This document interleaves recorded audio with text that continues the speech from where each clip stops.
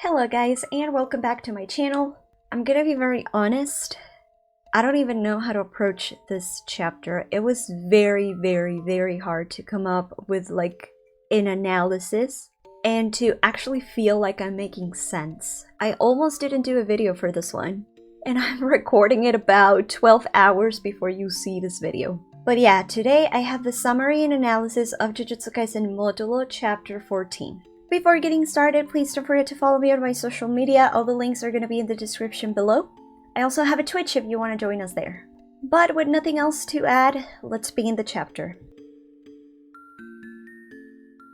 So last time, everything ended with the news that the Simurians demand the Japanese government to give up Tokyo and recognized it as the new nation of Rommel. Since the humans refused to do this, the Simurians then demanded all this to be settled through a duel. Of course, the Simurians have Dabura as their champion, while the humans have Yuka. Now this chapter begins with this girl. We finally got her name. It's Miyaguni, and she's explaining why they let Yuka be the human representative in the duel against Dabura. She says that they just didn't have any options. They haven't been able to find Yuji, who is the only one that could possibly put up a fight against Dabura, and they can't use weapons either because they don't even know if they're gonna be effective. On top of that, this will cost a lot of unnecessary deaths. And yes, they also consider nuclear weapons, but those are completely out of the question for obvious reasons regarding past historical events and many other things. Then we move on to Maru, and we finally get his perspective on the thing that happened in their planet. And we learn that Maru hasn't been telling the full truth, and that he's been hiding things from both Crossed and of course Yuka and Tsurugi. Mostly things about himself. Maru recalls the moment after their village was destroyed and their father killed, when Crossed gave him a rock. The rock his father was, holding, that was mentioned in I think chapter 9. Maru gets extremely angry, and I mean extremely angry, and breaks the rock into pieces, saying that his father had completely lost sight of his job as a warrior. While Cross it's crying. On top of that, Maru also lies to Crossed about what the rock actually was. He also remembers the battle between Dura and Dabura, and please, I want you to keep in mind the way Cross looks from Maru's point of view, as he mentions that Cross and Dabura were so kind, all while Maru has always felt bound by the responsibilities of a warrior. We also get to see their father, and Maru mentions how he is so much like him. Also, please appreciate the panel. Yuji Iwasaki is incredible at making you feel uncomfortable, but like a simple panel. We go back to the present time, and we see now Tsurugi's point of view on everything that's been happening. He is going over all the information he learned about the Simurians and how there are like a lot of things that seem weird from his perspective regarding their cultures, the social structure, the government, and more. And this is very important, okay? I want you all to understand that he is questioning their culture, their social structure, and their government. And of course, his biggest question is the construction of their spaceship. And this is another thing that is very important, because he questions the possibility of the Rommelians actually being able to construct such a sophisticated spaceship. This is where Tsurugi and Maru finally meet again, and Tsurugi pretty much demands answers for all his questions regarding exactly how they got there in the first place. Maru explains that it was not only his curse technique that made all that possible, but also Cross's too. He also mentions that Mul, the ore Dura left them, was incredibly pure due to the fact that the Descant didn't have access to any of it. And this is because of the Kalians, because where that Mul was, it was like the area where the Kalians lived. Do you see how Kalyans are always protecting the Romelians one way or another. Tsurugi also asks if the reason they can communicate in Japanese is also thanks to their technique, and to which Maru responds that yes, it's his curse technique. He explained a little bit of it in chapter 1, I think, the first chapter, and that's how they ended up finding Tsurugi when he was taken by the barrier of the curse user that they were trying to find. Tsurugi then asks Maru if they can just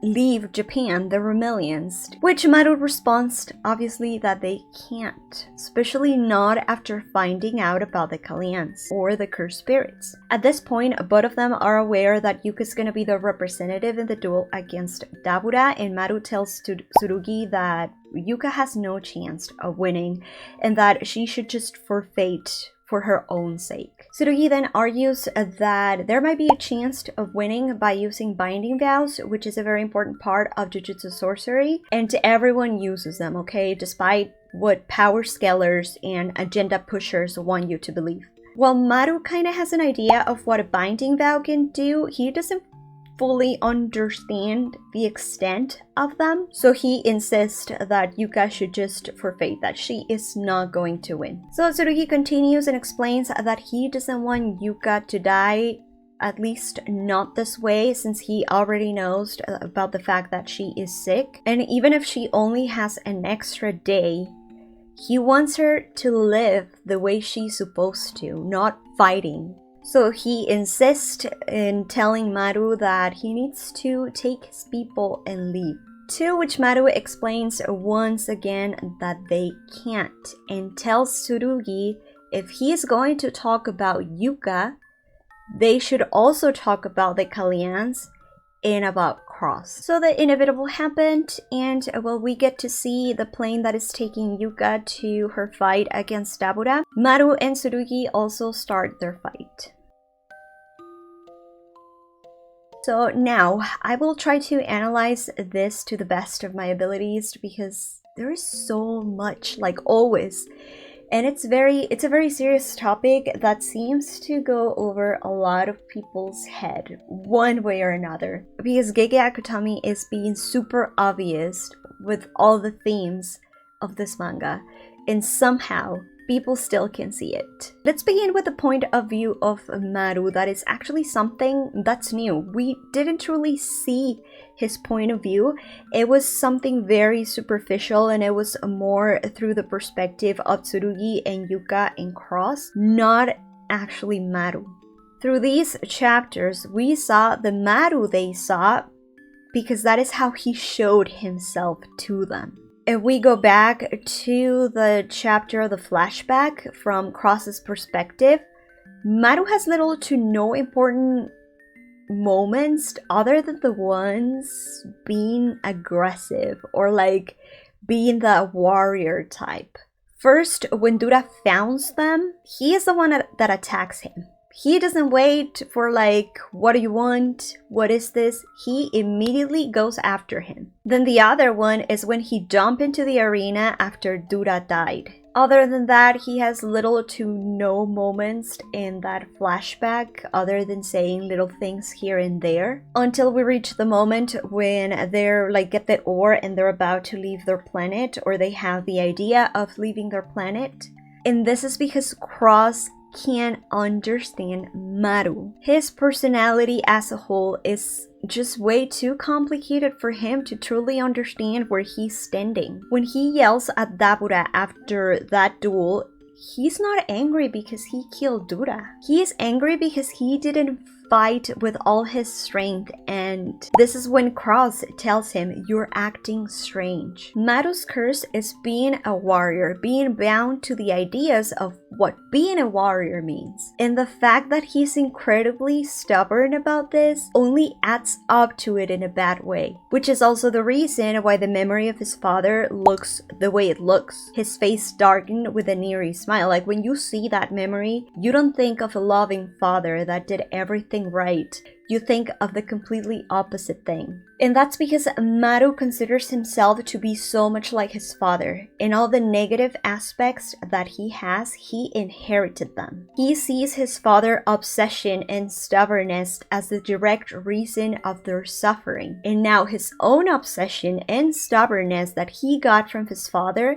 as the reason Cross is suffering. Because he was set on his idea of being a warrior, of protecting the people of Ramil the way he considered was the right one.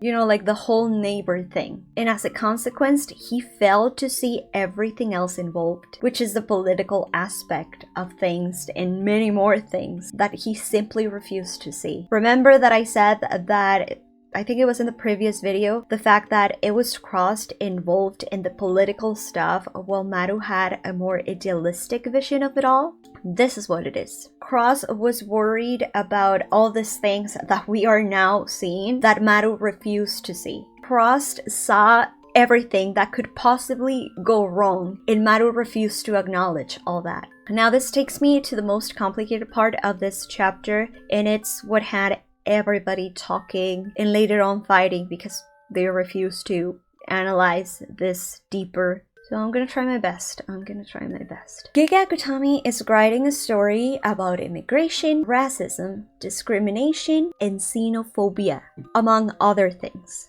And xenophobia is exactly what we see through the eyes of Tsurugi. I don't want to lose anybody, so I'm gonna tell you exactly what xenophobia is. Xenophobia, from ancient Greek xenos, strange, foreigner, or alien, and phobos, fear. It's the fear or dislike of anything that is perceived as being a foreigner or strange. It is an expression that is based on the perception that a conflict exists between an in-group and an out-group, and it might manifest itself in suspicion of one group's activities by members of the other group, a desire to eliminate the presence of the group that is the target of suspicion, and fear of losing a national, ethnic, or racial identity. An article from 1997 holds that xenophobia is an element of a political struggle about who has the right to be cared for by the state and society, a fight for the collective good of the modern state. So now that we are in the same page of what xenophobia is, I hope you can see what I mean when I tell you that you can see it all through Tsurugi's perspective. Now, I'm not saying Tsurugi is an inherently bad person with nothing good to him. He explains his reasons. Yes, we understand that he doesn't want to, lose his sister. We also understand that for humans, it's impossible to simply stop killing cursed spirits. It makes sense, it's understandable, but that doesn't mean his approach, it's not xenophobic. Again, we go back to the definition. It's like the suspicious of one group activities by members of the other group, which is exactly what Tsurugi was saying at the beginning of, his perspective. He was suspecting the Simorians about absolutely everything. He is suspecting them from hiding information, vital information that can cause something awful to happen. He's questioning their culture, he's questioning their government, their social structure, how they built their spaceship, how they managed to get in their planet.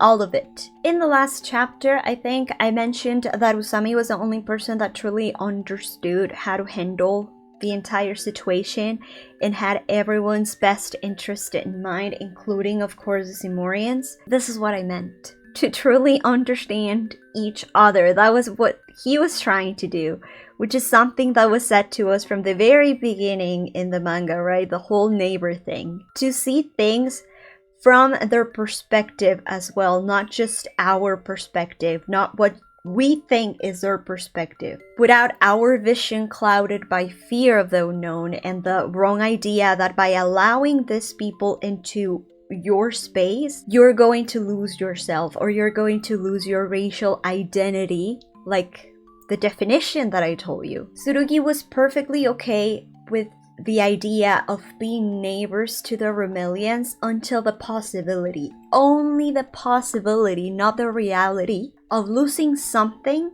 was presented to him. And now he's going the completely opposite way from what was being built, to the point that he is ignoring everything else and all the mistakes the humans are carrying in this. Humans omitted sharing important information with people they knew could use cursed energy, or at least something incredibly similar to it. Which is the reason why Usami apologized 2 chapters ago, I think, before everything went to hell. Because he understood that that was incredibly wrong of him. It was a human that shot crossed based on nothing, but his vision completely clouded in discrimination and his idea of being superior to the Romillions. Because how dare you, Usami, are going to apologize to them when they made a freaking scratch on my cheek? We go back to that definition. Who has the right to be cared for by the state and society? And that's why Maru told Crossed, you want to talk about your sister? Let's talk about my brother. Yes, it's true that now that the Romillions know there is no one that can go against Dabura, their demands are just unreasonable for the humans to some extent. It's not possible to just completely stop killing the curses without a plan, without anything. But it's also impossible for the Romillions to leave. Maru explains it, and we even got this beautiful panel to show how terrifying it was for the Simurians to travel through space, hoping, praying that they could find something after being forced off their homeland. Because this is another thing that xenophobia prevents people to understand. And it's the fact that immigration does not happen simply because people want to go and struggle to other places. Whee! It's because they don't have an option in the first place. There is no place for us left on Simuria. I think I mentioned it in the review of chapter 9. There was a way to contain the clans. They could find a way around the whole situation. But they didn't want to because they wanted war. The Descent wanted war because of the ore. I'm pretty sure there is a way here too. Just look at the way the cursed spirits act towards the Romillions. Look at the fact that they're able to hear their voices when humans can't. The problem is that they're not willing to understand one another. They're not willing to try. The humans can't see past the fact that those are cursed spirits.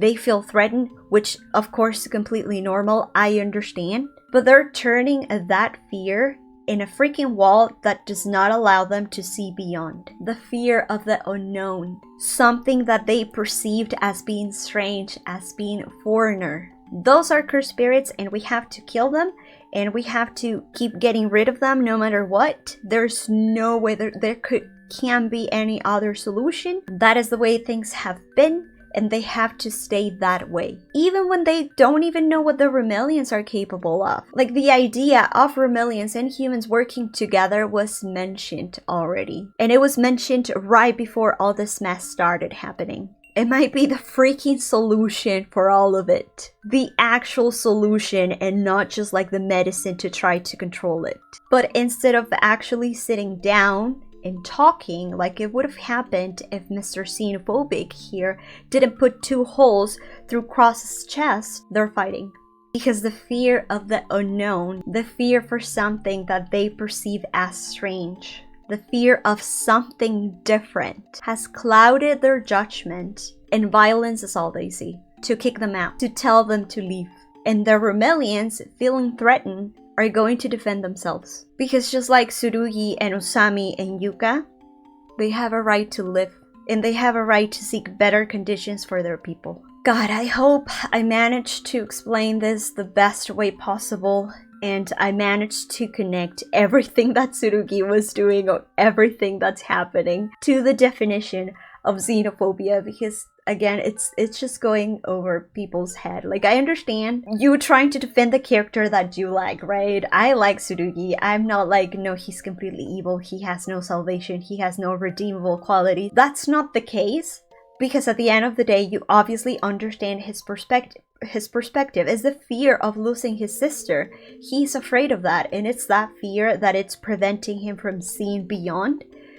But that doesn't mean that what he is saying and the way he's saying things and the way he's approaching things is not xenophobic. It's 100% xenophobic. Also, it's important to remember how Giga Kutami writes his characters, especially the characters that are the heroes of the story. All his heroes are morally gray. Some of them are on the lighter shade of gray, while others are on the darker shade. That happened with Yuji, with Megumi, with Gojo, all of them. It's the same here. Not even the Romelians are 100% good. We've seen them discriminating Dabura, and it's awful what they're doing to him. He doesn't want to fight, and they're making him fight. All while saying, you are not part of us, you are not one of us, you're an outsider. But oh my god, yes, that's it for this chapter. I hope I was able to make it understandable, connect everything with the actual definition of xenophobia, because I feel like a lot of people don't understand what it really means, and that's what they're fighting over this. It was very complicated for me to try to put this together, especially because I do everything last minute. But anyways, that's it for today's video. I tried my best. If you have any questions, please leave it in the comments. If you want to add anything else, please leave it in the comment. As long as you're being respectful, it's perfectly fine. I would love to see what you think about all this. Please don't talk about spoilers for the next chapter. I know the leaks are running rampant once again. You guys, most of you, know my stand on leaks. If you want to read them, that is up to you, but please don't bring them up here. Like, try not to spread the misinformation and all the misconceptions and mischaracterization that leaks bring into the table. Wait until the actual chapter comes out and the actual translation comes out. Don't forget to subscribe if you haven't already. Thank you so much for watching till the end of the video. If you make it here, you're the MVP. Thank you very much. You're helping me a lot. Have a beautiful rest of your day, and I will see you in the next video. Bye bye.